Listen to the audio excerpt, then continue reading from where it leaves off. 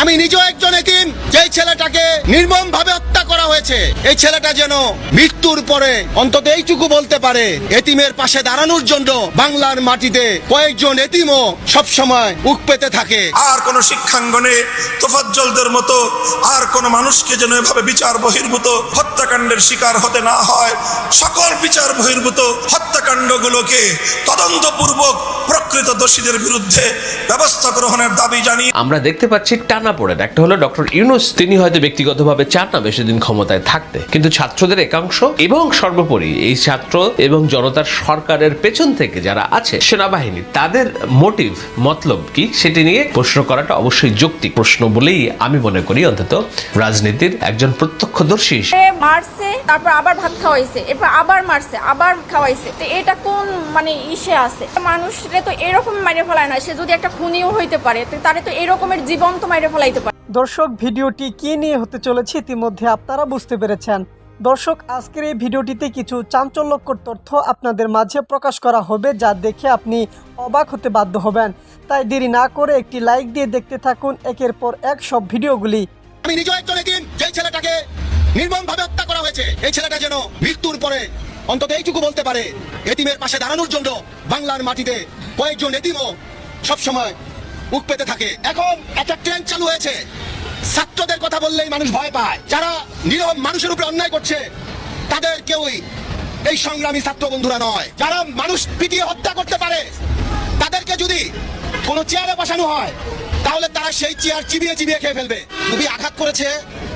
আমি বিশ্বাস করি এই বিষয়টা শুধু আমি একজন রাসেল মিয়াকে আঘাত করেনি, বাংলাদেশের 17 কোটি মানুষকে আঘাত করেছে।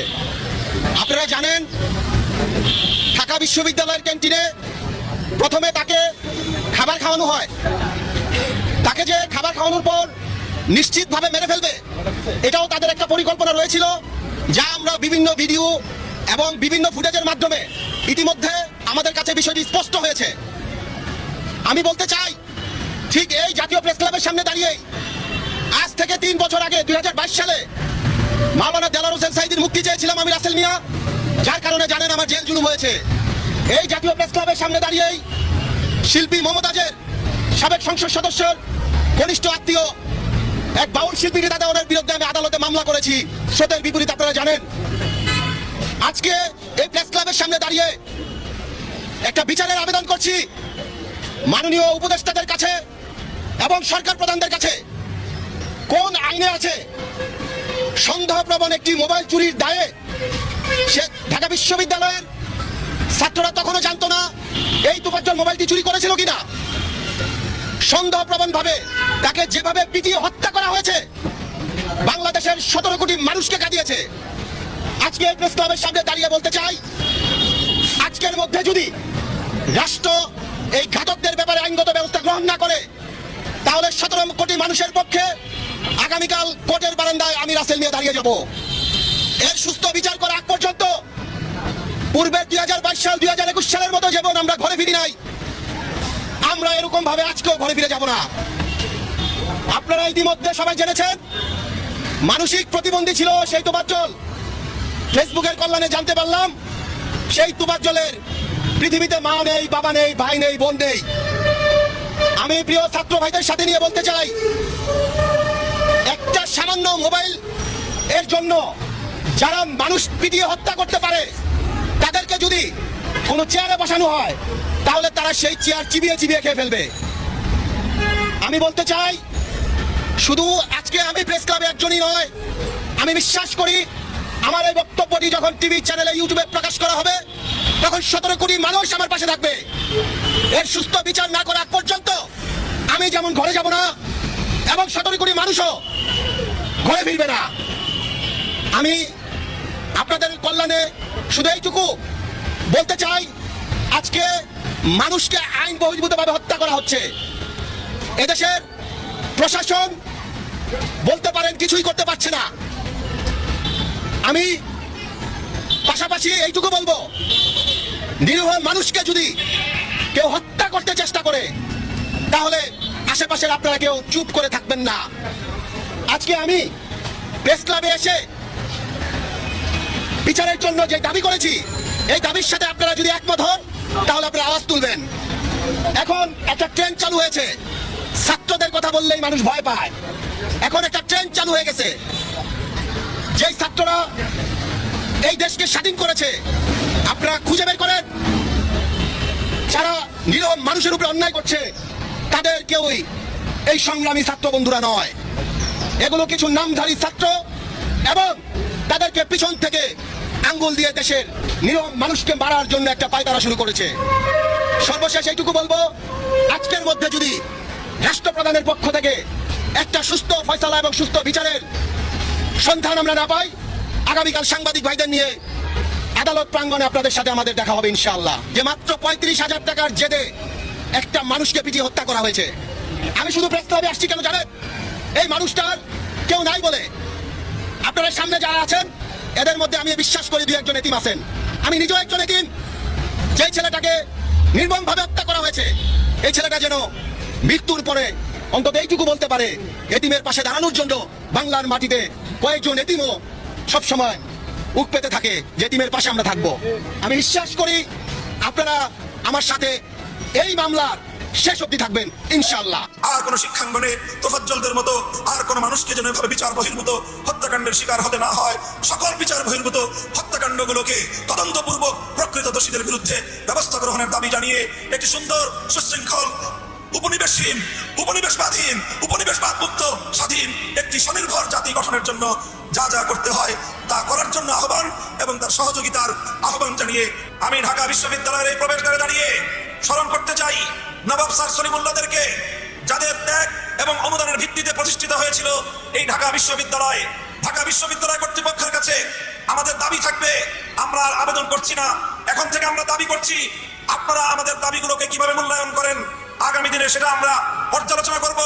আমরা মূল্যায়ন করে আগামীর পদক্ষেপ এবং আমাদের কর্মসূচি আমরা নির্ধারণ করব। আপনারা রবীন্দ্রনাথের গান গান, অথচ নবাব স্যার সলিমুল্লাহদেরকে আপনারা ভুলে যান। এই ধরনের আতেলগিরি বাংলাদেশে আগামী দিনে বরদাস্ত করা হবে না। আমরা অন্তর্বর্তীকালীন সরকারের কাছ থেকে তারা এদেশে ইসলামী শাসন ব্যবস্থা প্রতিষ্ঠা করবে এই ধরনের দিবাস্বপ্ন আমরা দেখি না। তবে আমরা স্পষ্ট ভাষায় বলতে চাই, আমরা ইসলামী রাষ্ট্র প্রতিষ্ঠার জন্য যে আন্দোলন যে সংগ্রাম করছি, আমাদের পথে বাধা হয়ে দাঁড়াবার কোনো দুঃসাহস যেন আপনারা না দেখান। আমাদের কার্যক্রমকে ব্যাহত করে এমন কোন পদক্ষেপ আমরা বরদাস্ত করব না। মারছে, তারপর আবার ভাত খাওয়াইছে, এরপর আবার মারছে, আবার খাওয়াইছে। তো এটা কোন মানে ইসে আছে? মানুষরা তো এরকম মাইরে ফেলায় না, সে যদি একটা খুনিও হইতে পারে তারা তো এরকমের জীবন তো মাইরে ফেলাইতে পারে না। বলেন, ওরা প্রশাসনের কাছে দেন, কিন্তু ওরা মাইরেন না। নিতে হলে টাকা দিতে হবে 35,000 টাকা দিয়ে ছাড়াই নেন, নাহলে আমরা ওরা ছাড়বো না, ওরা আরো মারবো। ফ্যামিলির কেউই নাই একটা মানুষের। আমার আপনার যদি এরকম থাকে তাহলে আমরাও একই পথের প্রতীক হইতাম, যে মা বাবা ভাই বোন কেউই নাই। মূলত 11টা থেকে আমার বাবাকে ফোন দেওয়া হয়েছে, রাত 11টার সময় ফোন দেওয়া হয়েছে, আপনি কি তোফাজ্জলের মামা? তখন আমার আব্বা ধরছে যে, তখন বলছে যে তোফাজ্জল এরকমের আমরা ওরে আটকাইছি, এই হলে আছে, এখানে এখন ওকে মানে নিতে হলে টাকা দিতে হবে 35,000 টাকা দিয়ে ছাড়াই নেন, নাহলে আমরা ওরা ছাড়বো না, ওরা আরো মারবো। তখন আমার আব্বা বললো যে আমি তো গ্রামের বাড়িতে, আমি কিভাবেই করবো। তখন আমার আব্বা আমাকে ফোন দিছে যে তুমি একটু কথা বলো, তোফাজ্জল নাকি এরকমের মানে উনি ওর হলে এরকমের ও কথাবার্তা অসঙ্গতি পাইছে, এই জন্য ওরে ধরছে, ধরে ওরে মারতেছে।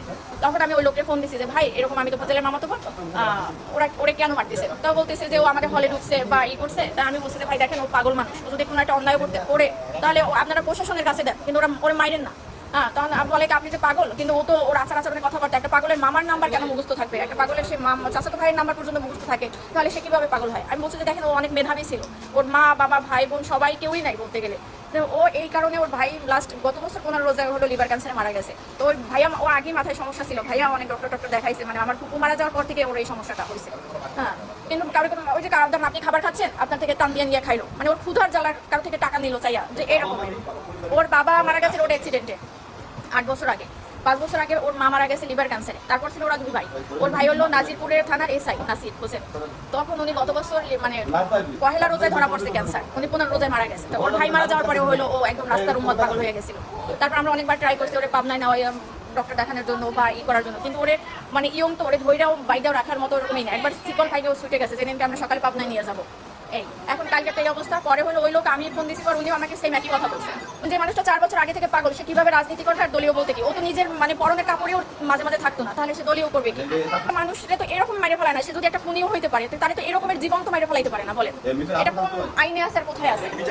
অবশ্যই চাই একদম মানে সঠিক যে মারছে তার একদম মানে সেই সর্বোচ্চ মানে আইনের সর্বোচ্চ ব্যবস্থা নিতে হবে, কারণ ওর গার্জিয়ান নাই, সেই জন্য একটা মানুষ অসহায় মানুষরা তো এরকম মারতে পারে না, একটা কুকুরেও তো মারতে পারে না, এরকম মারতে মারিয়ে ফেলাইতে পারে না। মারছে, তারপর আবার ভাত খাওয়াইছে, এরপর আবার মারছে, আবার খাওয়াইছে। তো এটা কোন মানে ইসে আছে? সে যদি কোনো একটা অন্যায় করতে পারে বা ওরা কথার অসঙ্গতি দেখে হয়তো তারা সন্দেহ করছে, তাহলে তাকে থানায় দিয়ে দিত। তারা 3-4 ঘন্টা মাইরা তারপর আবার থানায় মানে একটা হসপিটালে ভর্তি করায় না, তাকে হসপিটালের বাইরে রেখে গেছে মৃত অবস্থায়। এটা কোন বিবেকে করছে? বা তো হইতে পারে না। আকাঙ্ক্ষা সীমাহীন আকাঙ্ক্ষা, তো কত দূর গেলে তারা মনে করবে যে হ্যাঁ আমরা আমাদের আকাঙ্ক্ষার মোটামুটি একটা রূপ পেয়েছে, আমাদেরকে সেটা যেটা বাস্তব আকাঙ্ক্ষা অনেক সময় বাস্তব না, একটা অবাস্তবের মধ্যে একটা আকাঙ্ক্ষা জেগে ওঠে, হুইচ ইজ গুড, যেটা হচ্ছে তার মধ্যে একটা বাস্তবতার একটা সীমা নিয়ে আসতে হয়, তারপর আস্তে আস্তে আরো উপরের দিকে যাওয়া। কাজে আমাদের দায়িত্ব অনেক। আমি যখন আলোচনা করছি তার একদিন আগে প্রথম আলো, বাংলাদেশের জাতীয় প্রথম সারির দৈনিকদের মধ্যে নিশ্চয়ই সামনে থাকা একটি, তারা প্রায় 1 লক্ষ মানুষের উপরে দৈব চয়নের ভিত্তিতে একটি জরিপ তৈরি করেছে। সেই জরিপে তারা জানতে চেয়েছিল যে এই 45 দিনে ইউনূস সরকারের উপরে মানুষ খুশি কিনা। প্রায় 1 লক্ষ মানুষের ভোটাভুটিতে যেটা দেখা যাচ্ছে যে 51% মানুষ খুশি নন। এটি একটি হতাশাজনক রেজাল্ট। 45 দিনে যদি 51% মানুষ বলে আমরা খুশি নই, তাহলে 60 দিনে হবে 60% মানুষ বলবে আমরা খুশি নই, 90 দিনে অন্তত 70% মানুষ বলবে যে না, সরকার ভুল পথে প্রচালিত হচ্ছে। এই সমস্ত ঝুঁকি, এই ঝুঁকিগুলো তৈরি হচ্ছে এই কারণে তৈরি হচ্ছে যে ডক্টর ইউনূসের যে সরকার, সেই সরকার অনেকগুলো গুরু দায়িত্ব নিয়ে মাঠে নেমেছিল। মানুষের প্রত্যাশার চাপটা অনেক বেশি, যেটা ডক্টর ইউনূস 1 সপ্তাহ আগে ডয়েচে ওয়েলের সাথে একটি সাক্ষাৎকারে নিজেই বলেছেন যে মানুষ অনেক কিছুই তাদের স্বপ্ন, এবং স্বপ্নটা আকাশ ছোঁয়া, এই জন্যই অসন্তুষ্টির পরিমাণটা অনেক বেশি। স্বপ্ন বেশি হওয়ারই কথা ছিল, স্বপ্ন বেশি বলেই তো বাংলাদেশের ইতিহাসে বিরল ঘটনা ঘটেছে 36 জুলাই অর্থাৎ 5 আগস্ট বাংলাদেশের আপামার জনসাধারণ, এমনকি 1971 সালে বাংলাদেশ যেদিন স্বাধীন হয় 16 ডিসেম্বরে, সেদিনও সম্ভবত এত মানুষ রাস্তায় নেমে বিজয় উল্লাস করেনি, যেটা তা শেখ হাসিনার পতনে বিজয় উল্লাস করেছে। কিন্তু এই পতনের পরে প্রথম যেই কাজটি চলে আসে সেটি হলো যে এই সরকার কি করতে চায় আসলে? সংস্কার, দেশ পরিবর্তন, দ্বিতীয় স্বাধীনতা আমরা অনেকেই বলেছি আবেগের বশতী হয়ে, কিন্তু একটি জনগণের ম্যান্ডেট বিহীন অর্থাৎ নন পলিটিক্যাল, আমি ম্যান্ডেট বিহীন বলছি বলে আপনারা দ্বিমত পোষণ করবেন না, ম্যান্ডেট যেটি আছে সেটি হয়েছে, ম্যান্ডেট ছিল একমাত্র ম্যান্ডেট, সেটা হলো শেখ হাসিনার পতন। সরকার যে গঠিত হয়েছে, এই সরকার যদি বলা হয় যে এটা জনগণের ম্যান্ডেটের সরকার, এক অর্থে ঠিক আছে, কিন্তু জনগণ যতক্ষণ না পর্যন্ত তাদের নিজেদের পছন্দ মতো কোনো রাজনৈতিক দলকে ভোটাধিকার প্রয়োগ করে তাদের সরকার পরিচালনার জন্য নির্বাচিত করছে, ততক্ষণ পর্যন্ত সেই সরকারকে ম্যান্ডেটের সরকার অন্তত বলা যাবে না। এটি হয়েছে একটা বিপ্লব কিংবা গণঅভ্যুত্থানের ম্যান্ডেটের সরকার।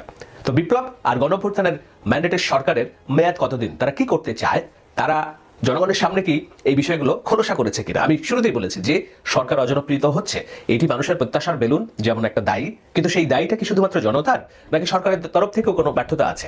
ব্যর্থতা যদি থেকে থাকে, একমাত্র ব্যর্থতা সেটা হলো এই সরকারের সামনে কোনো রোড ম্যাপ নেই, কতদিন তারা ক্ষমতায় থাকবে সেটি নিয়ে তারা পরিষ্কার নয়। আমরা নানানভাবে দেখতে পাচ্ছি যে ক্ষমতা দীর্ঘায়িত করার জন্য কিছু লালায়িত লোলুপ দৃষ্টিভঙ্গি প্রকাশ পাচ্ছে হয়তো কারো কারোর কথায়, এবং সেটাকে করতে গিয়ে তারা বলছেন সংস্কার যেদিন যতদিন সম্ভব, যতদিন লাগবে ততদিন তারা ক্ষমতায় থাকবে।